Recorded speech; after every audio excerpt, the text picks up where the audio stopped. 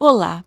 No vídeo de hoje eu trouxe a calateia e a amaranta, tudo para você entender, diferenciar e cultivar essas plantas incríveis.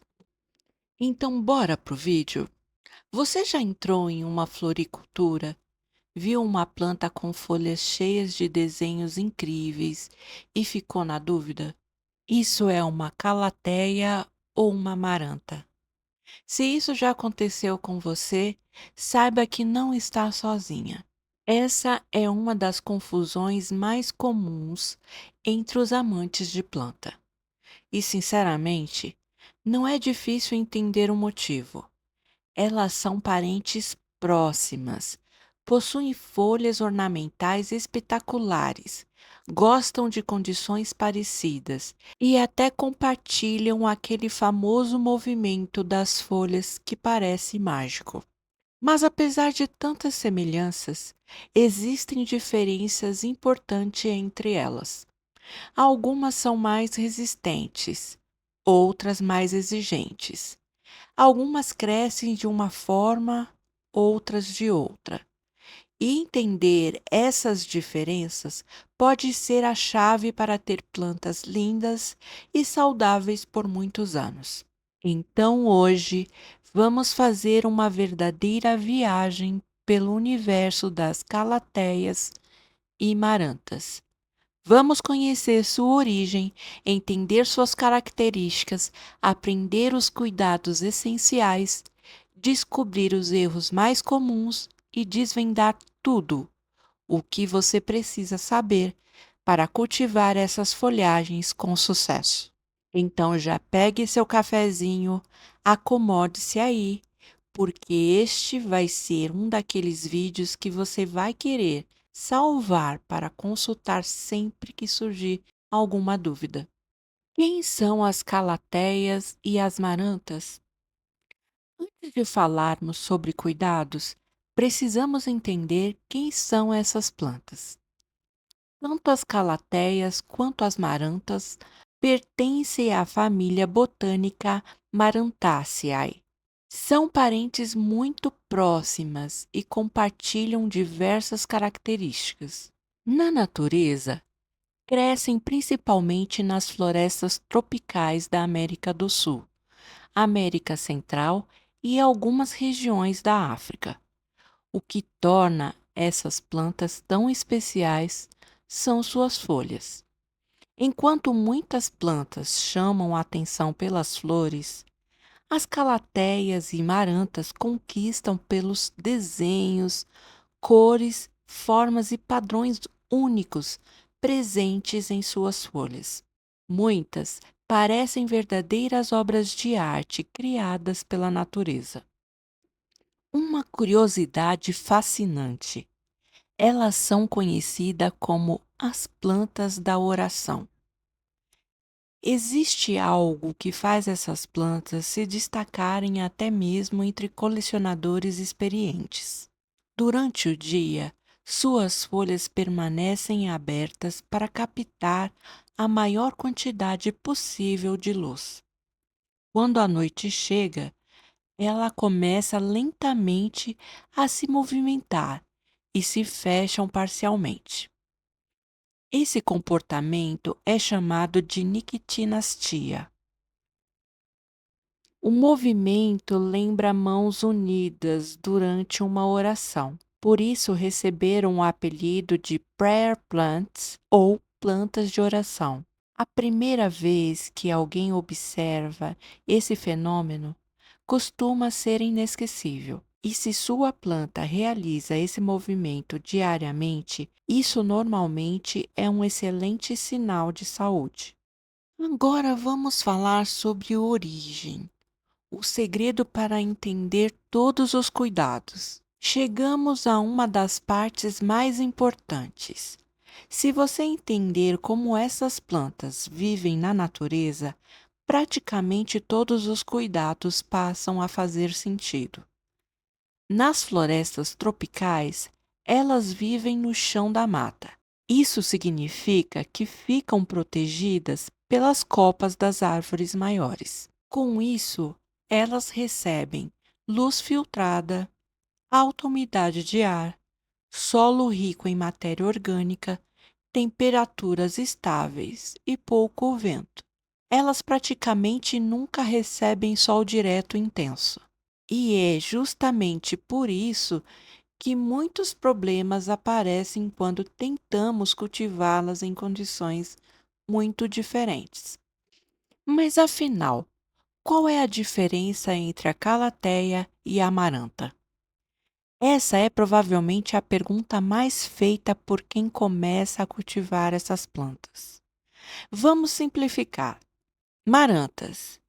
As marantas costumam apresentar folhas menores, crescimento mais compacto, hábitos mais rasteiros e maior tolerância a pequenos erros de cultivo. São frequentemente consideradas as melhores opções para iniciantes. Calateias. As calateias normalmente possuem folhas maiores, desenhos mais elaborados, um crescimento mais vertical, maior sensibilidade ao ambiente.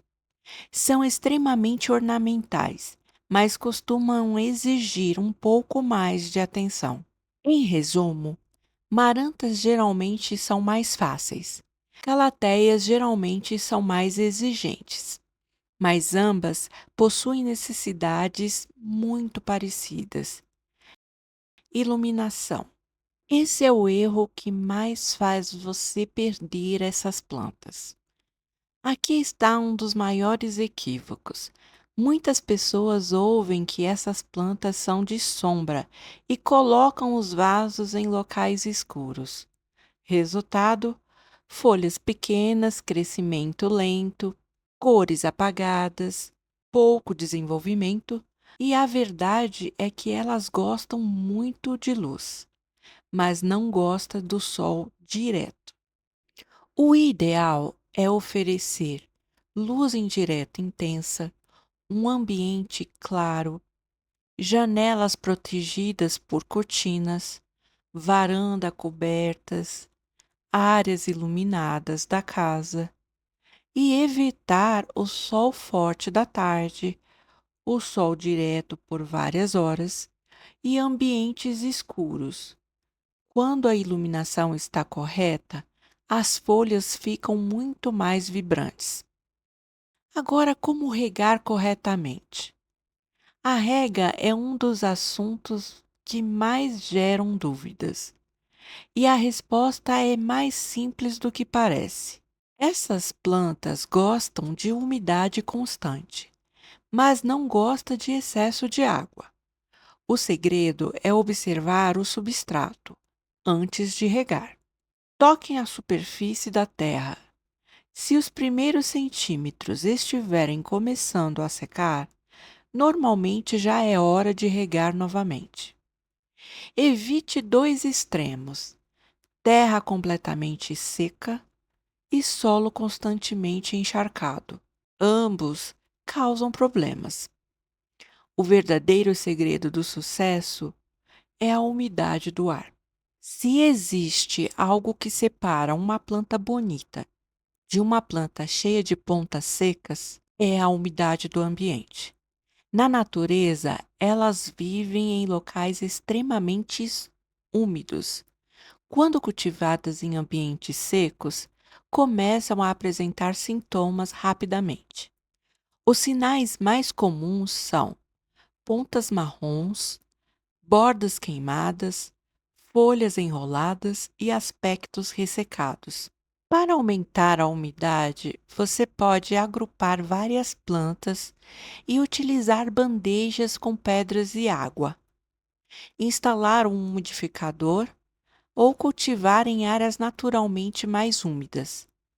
Muitas vezes, o problema não está na rega, está no ar seco ao redor da planta. O melhor substrato. As raízes dessas plantas gostam de respirar. Por isso, o substrato precisa ser leve. Uma boa mistura pode conter terra vegetal, fibra de coco, casca de pinos, perlita, humus de minhoca e carvão vegetal. O objetivo é criar um solo que retenha a umidade, tenha uma boa drenagem e seja rico em matéria orgânica e que permita boa circulação de ar. Temperatura ideal. Elas, como boas plantas tropicais, preferem temperaturas entre 18 a 30 graus centígrados. Evite geadas, frios intensos, correntes de vento frio, ar-condicionado direto. Mudanças bruscas de temperatura costumam gerar estresse rapidamente. Adubação. Para manter folhas bonitas e crescimento vigoroso, a adubação ajuda bastante. Durante primavera e verão, adube a cada 30 ou 45 dias. Boas opções são humus de minhoca, bocache e fertilizantes equilibrados para folhagens. No inverno, reduza a frequência. A planta cresce menos nessa época. Como fazer mudas? A forma mais eficiente é através da divisão das touceiras, quando a planta estiver bem desenvolvida. Aí então retire do vaso. Observe os agrupamentos de raízes. Separe cuidadosamente e replante cada divisão. É simples e apresenta alta taxa de sucesso. Problemas mais comuns e como resolver. Pontas marrons. Possíveis causas: baixa umidade do ar, água muito clorada e excesso de fertilizante. A solução é aumentar a umidade e evitar excesso de adubação. Folhas enroladas. Pode indicar falta de água, ar seco, excesso de calor. Verifique primeiro a umidade do substrato. Folhas amareladas, normalmente relacionadas a excesso de rega, a má drenagem e a raízes comprometidas. Reduza a frequência das regas e verifique as raízes. Folhas desbotadas geralmente indicam pouca luminosidade.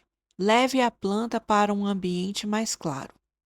Manchas queimadas quase sempre são causadas por sol direto. Mude imediatamente para um local protegido. Pragas mais comuns. Apesar de não serem extremamente vulneráveis, algumas pragas podem aparecer. As principais são cochonilhas, ácaros e tripes. Faça inspeções regulares, principalmente na parte inferior das folhas. Quanto mais cedo identificar, mais fácil será resolver. As calateias e marantas são tóxicas. Elas são consideradas plantas seguras para ambientes com crianças e animais domésticos. Isso ajuda bastante quem gosta de cultivar plantas dentro de casa. Mesmo assim, é sempre recomendável evitar que pets mastiguem qualquer planta com frequência. E aí vem aquela pergunta: vale a pena cultivar? Sem nenhuma dúvida. Poucas plantas conseguem oferecer tanta beleza apenas através das folhas. Elas transformam salas, escritórios, quartos e varandas em ambientes muito mais acolhedores e sofisticados. Além disso, possuem algo raro no mundo das plantas ornamentais: movimento. Quem cultiva uma calateia ou uma amaranta não está apenas cuidando de uma planta. Está observando diariamente um organismo vivo que reage ao ambiente, muda de posição, acompanha a luz e parece interagir com quem a observa. E agora eu quero saber de você. Você já cultivava alguma calateia ou uma aranta aí na sua casa? Qual espécie mais chama a sua atenção? Me conte aqui nos comentários, porque eu adoro conhecer a experiência de vocês. Muitas vezes, uma dica compartilhada pode ajudar outras pessoas que estão enfrentando o mesmo desafio. E se você gosta de aprender sobre plantas de forma simples, prática e sem complicação, continue acompanhando os segredos e jardim. Aqui a gente descobre juntos que cultivar plantas vai muito além da jardinagem. É criar a conexão com a natureza dentro da nossa própria casa. Um abraço, desejo lindas plantas para você e até o próximo vídeo.